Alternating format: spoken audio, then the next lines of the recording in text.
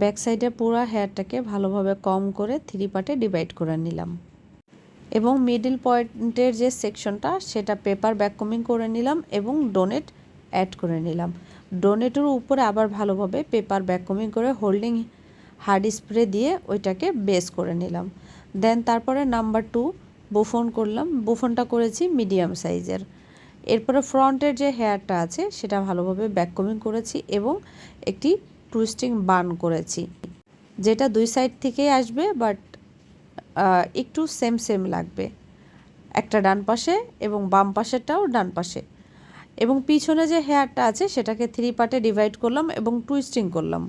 Twisting যে হেয়ারটা করেছি এক পার্টটা আমি পুলিং করেছি, আর এক পার্টটা ওইভাবেই রেখে দিয়েছি এবং অবশিষ্ট দুই সাইডের যেই পার্টগুলি ছিল, হেয়ার ছিল, সেগুলোও 2 পার্টে ভাগ করে টুইস্টিং করে ডোনেটের সাথে আমি অ্যাড করে দিয়েছি এবং লাস্ট ফিনিশিংয়ে হোল্ডিং হার্ড স্প্রে দিয়েছি এবং ফ্রন্টের হেয়ারটা আমি 0 সাইজ কার্লস মেশিং দিয়ে কার্লস করে দিয়েছি।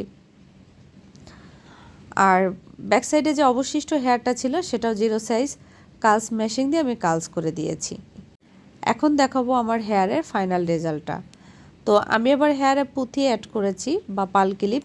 আপনারা চাইলে জিপসি বা রোজ গোলাপও অ্যাড করতে পারেন, এটা হচ্ছে আপনার ক্লায়েন্টের রিকমেন্ড অনুযায়ী, বাট আমি এখানে পাল ক্লিপ অ্যাড করেছি। আর আমি যে পালগুলো ইউজ করেছি সেগুলো হচ্ছে গোল্ডেন কালার।